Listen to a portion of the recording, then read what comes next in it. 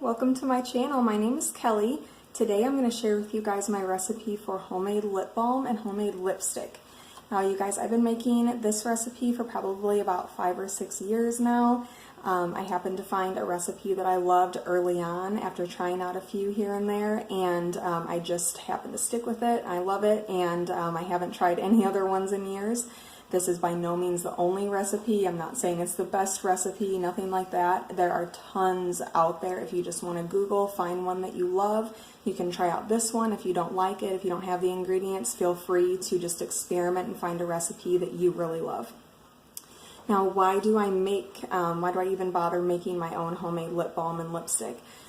Well, you guys know that I really like to control the ingredients that I put on my skin because the skin is just so highly absorbable that I don't like to put anything on my skin if I can help it that I wouldn't feel comfortable ingesting into my body.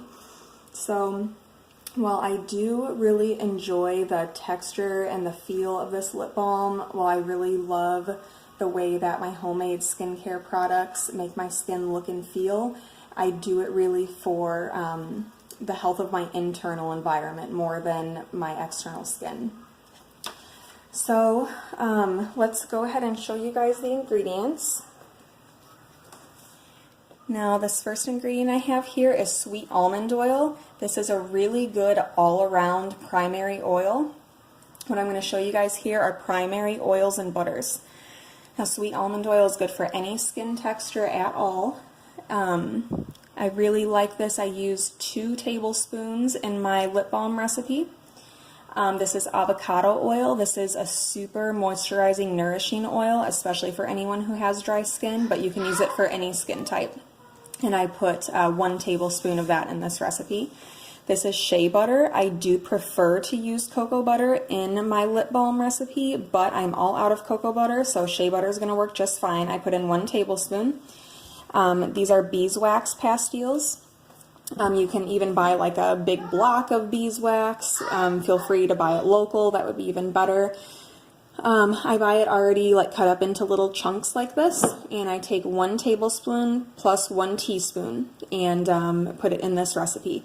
Now I would take, for the process, I take all 4 of these ingredients, I measure them out and put them into a double broiler, and then I would just gently, very gently heat it over the stove just until all the ingredients are melted.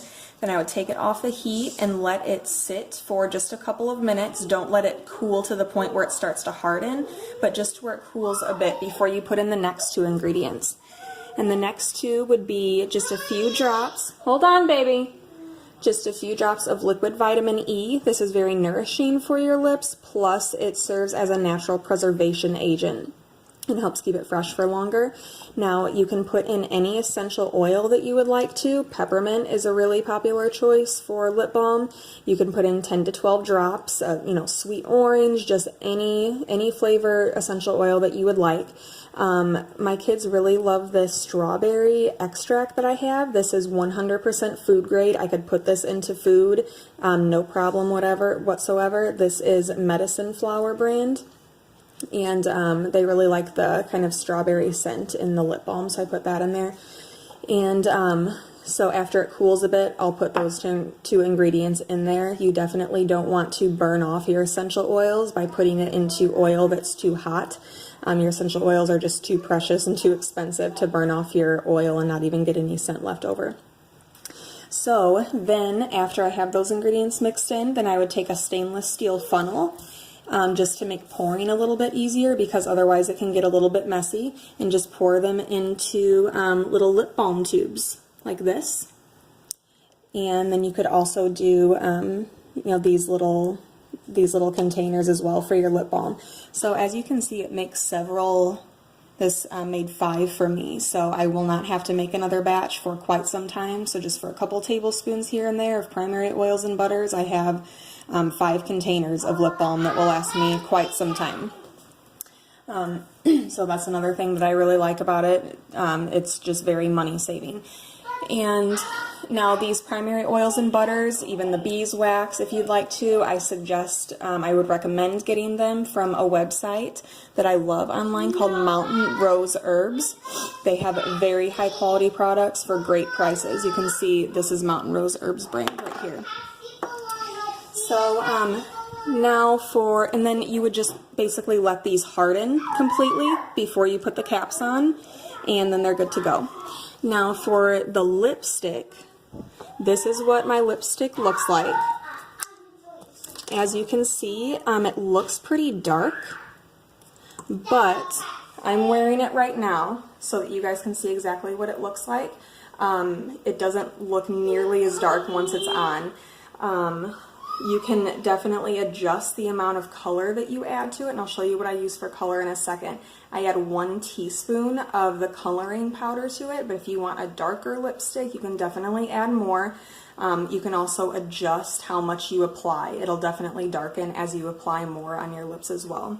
This is the only shade of lipstick that I had literally for years. Now I have a few different natural store-bought lip shades, but this one's still my favorite. So this is what I use for color. This is alkanet root powder.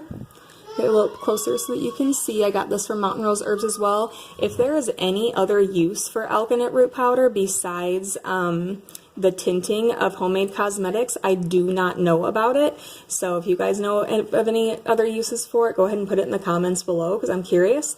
But I know that this is very common for cosmetics. So yeah, like I said, just a teaspoon after everything is already melted in, and just whisk it in really good so that there's no clumps, and then pour it into your tubes and it's done.